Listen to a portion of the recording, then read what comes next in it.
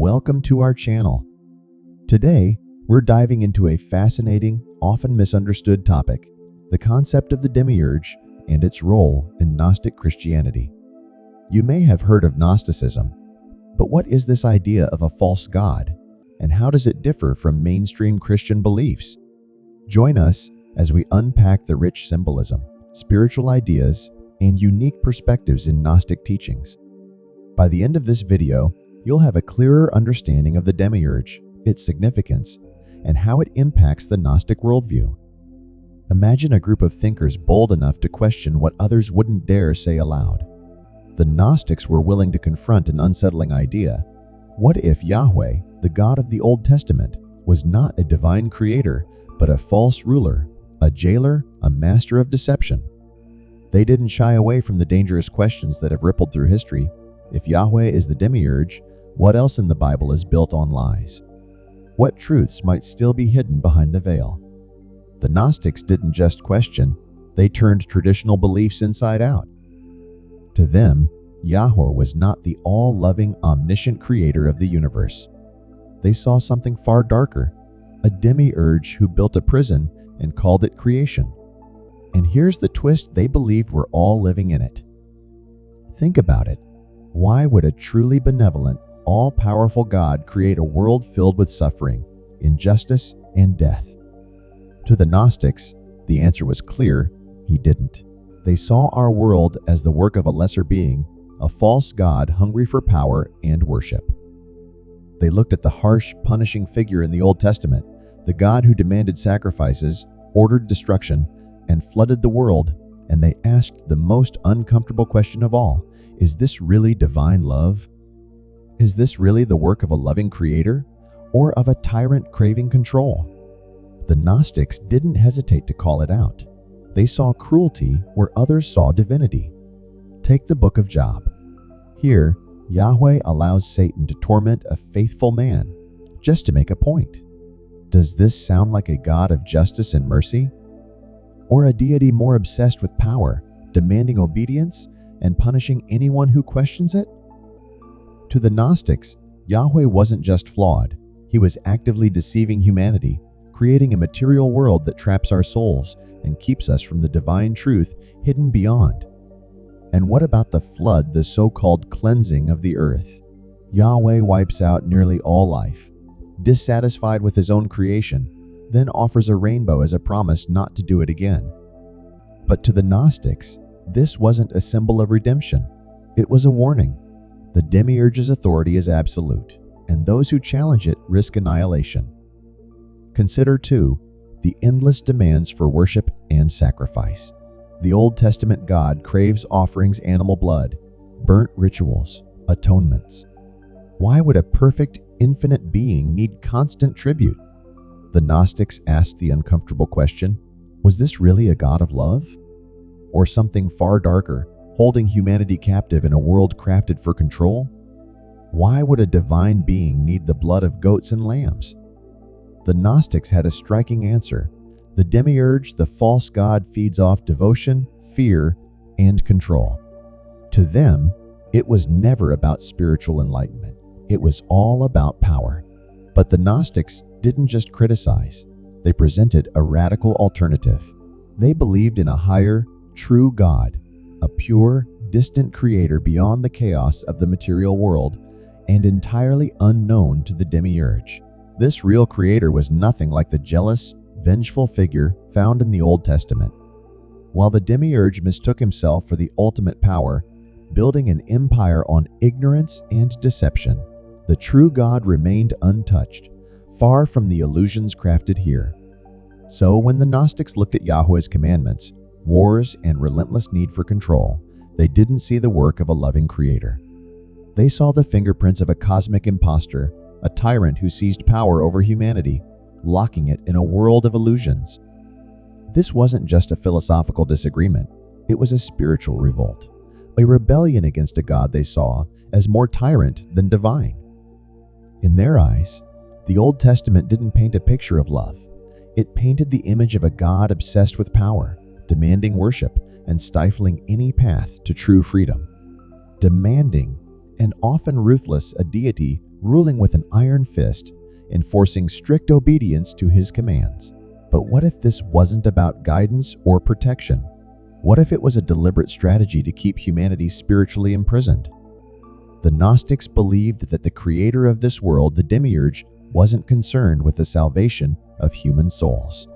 Instead, he craved control, obsessed with keeping humanity blind to truth and locked in a reality designed to distract us from our divine potential.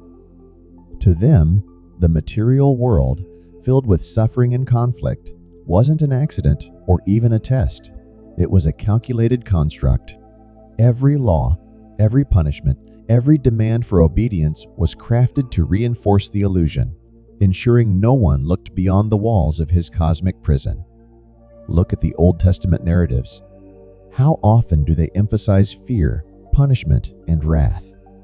This is not a gentle, guiding hand.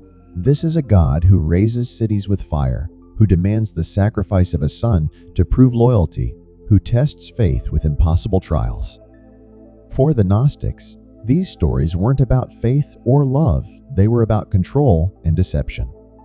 They believed the world wasn't built to uplift the human soul, but to keep it ensnared, to make sure no one could ever glimpse the divine truth just beyond reach. Ensuring compliance, the Gnostics saw the laws of the Old Testament not as divine decrees, but as the rules of a game designed by the Demiurge to keep humanity obedient and in the dark. And the price of disobedience?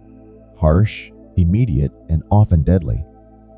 Think about the Israelites wandering in the desert for 40 years, punished simply for questioning authority, or Lot's wife turned to a pillar of salt for a single backward glance. To the Gnostics, this wasn't the work of a loving creator, it was the paranoia of a dictator, desperate to control a realm he feared slipping from his grasp. And what about the relentless focus on purity and sacrifice?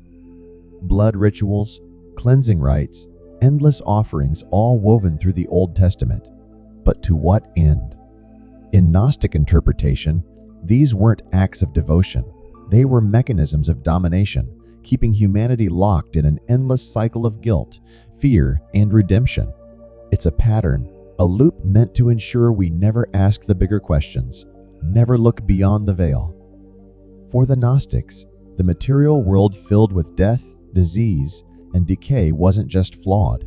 It was a prison designed to keep us from the divine truth just beyond, a world hidden by the Demiurge to secure his power and our subjugation. A world filled with suffering and limitations, the Gnostics saw it as a reflection of its flawed creator. Yahweh's demands for loyalty, his need for worship, and his swift punishments for doubt weren't signs of holiness, they were signs of insecurity. This wasn't a God leading humanity to higher truth, but one keeping them shackled to illusions, making them forget their true divine origin. But here's the twist. The more Yahweh tightened his grip, the more cracks appeared in the facade.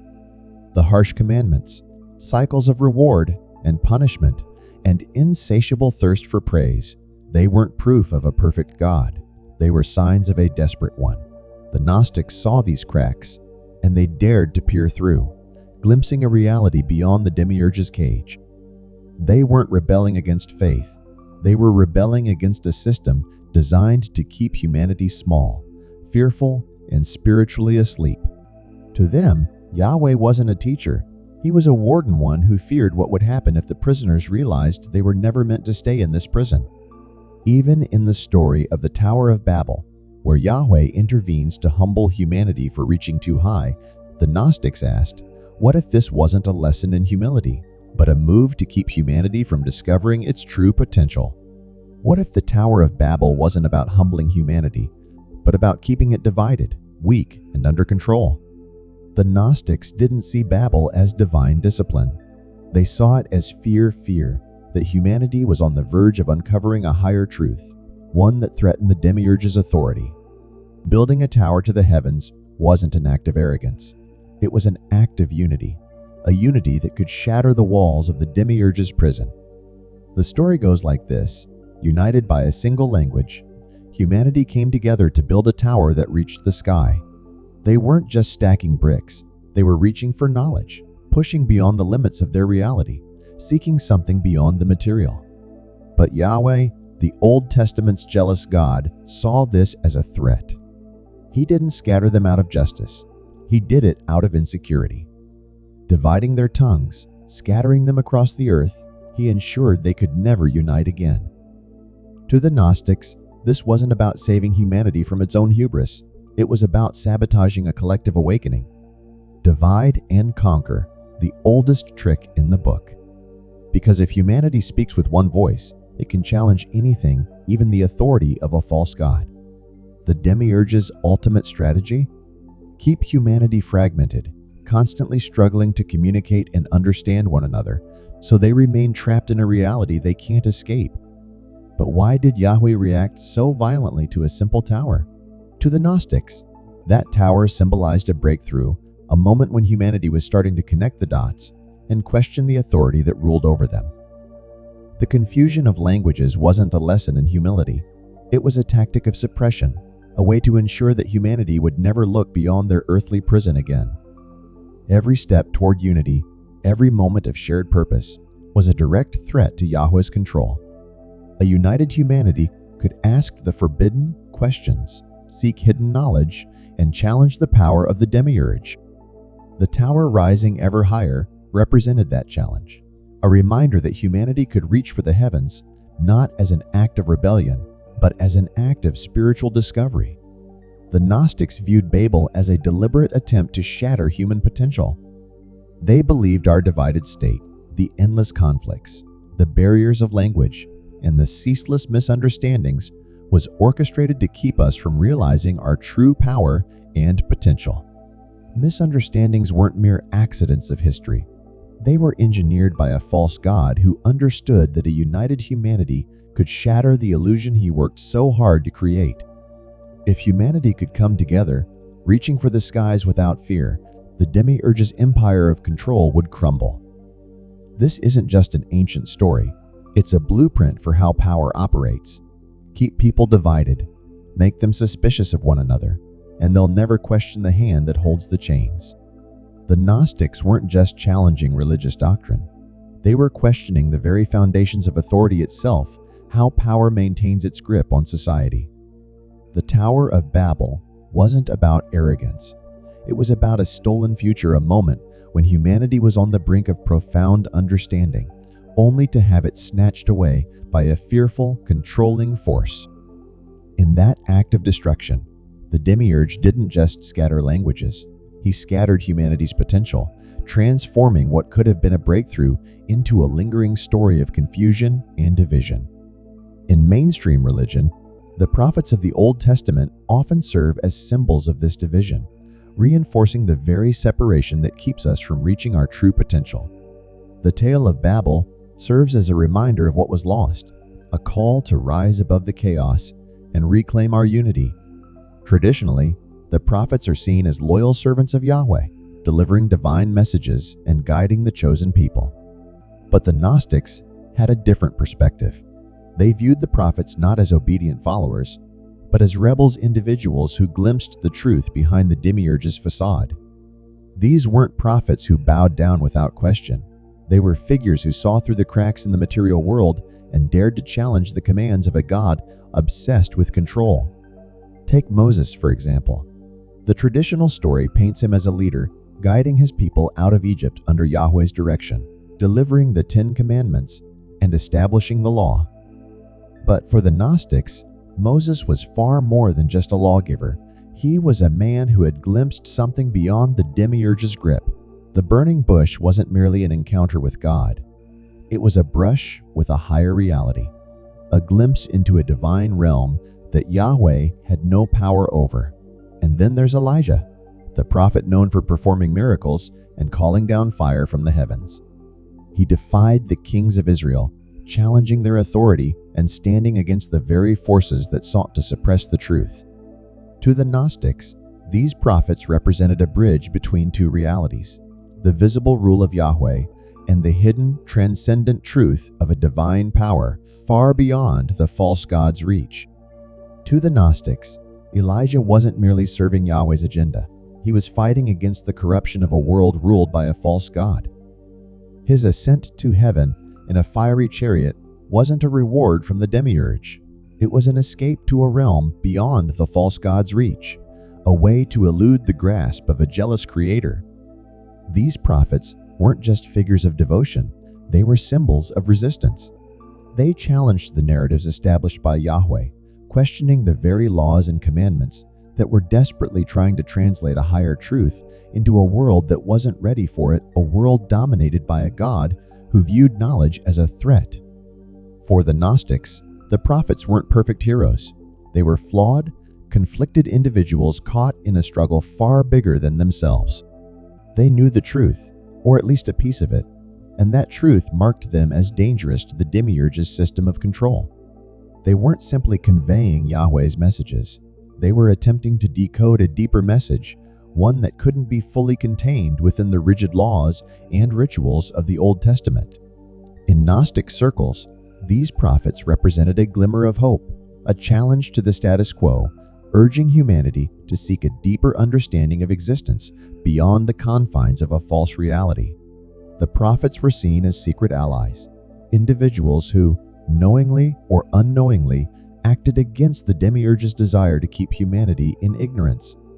Their stories weren't just tales of blind faith, they were acts of rebellion, moments when the veil was momentarily lifted, revealing something far beyond the false god's illusion. They pushed boundaries, tested limits, and sought knowledge that Yahweh desperately wanted to keep hidden. It's no wonder these prophets often faced immense struggles, doubt, and punishment. To the Gnostics, these weren't divine tests.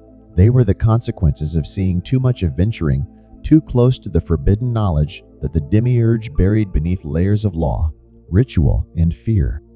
These figures, these rebels, were the cracks in the system, the moments when humanity's potential broke through the rigid, suffocating control of a false god. Their stories weren't about submission, they were about the danger of seeking truth in a world that demands obedience. The Gnostics saw the prophets not as saints, but as survivors of a cosmic struggle, caught between the oppressive rule of the Demiurge and the faint, distant light of a truth that beckoned from beyond. Almost too dangerous to bear, the story of the Garden of Eden is one of the most iconic narratives in religious history. Adam, Eve, the forbidden fruit, and the fall of humanity. But the Gnostics viewed it through a radically different lens. They didn't see Eden as a paradise lost. They saw it as a prison, a carefully controlled environment designed to keep humanity ignorant and subservient to a God who feared their potential. In the traditional telling, the serpent is cast as the villain, the deceiver who leads humanity astray. However, in Gnostic thought, the serpent emerges as a liberator, the first true rebel against the oppressive rule of the Demiurge. The serpent didn't bring sin into the world. It brought knowledge, the one thing the Demiurge couldn't control. Eden was a place of restriction, not freedom. It was a garden where humanity was forbidden to ask questions, seek answers, or challenge authority. Yahweh's command was simple: obey without question, follow without thought, and remain blissfully ignorant. But in the eyes of the Gnostics, the serpent symbolized the spark of curiosity, the refusal to bow to a God who demanded submission over understanding. Eating from the tree of knowledge wasn't an act of rebellion. It was an awakening, a step toward true liberation. Knowledge wasn't a sin.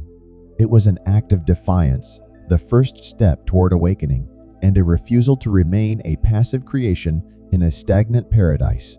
The fruit opened Adam and Eve's eyes, both literally and spiritually, revealing that the world they inhabited was only a fragment of a much larger reality. It offered a glimpse behind the curtain, a taste of the knowledge the Demiurge had kept hidden. Welcome to Blessovia Science TV, where we take you on an exhilarating journey through the cosmos and unravel the mysteries of science. We are excited to offer you the opportunity to become a valued member of our ever-growing community of cosmic enthusiasts and knowledge seekers. Exclusive access to cosmic content. As a member of Blessovia Science TV, you will gain exclusive access to a treasure trove of cosmic content, including documentaries, interviews with leading scientists, space missions updates, and awe-inspiring visualizations of the universe, live Q, and sessions with experts. Your membership will grant you the chance to participate in live Q and sessions with renowned scientists, astronomers, and space explorers. Get your burning questions answered by those who push the boundaries of human knowledge. Embark on a journey that spans the cosmos and join us in unraveling the secrets of the universe. Become a Blasovia Science TV member today, and together we will reach for the stars. Thanks for watching. Subscribe, like, and share. Don't forget to leave your comment.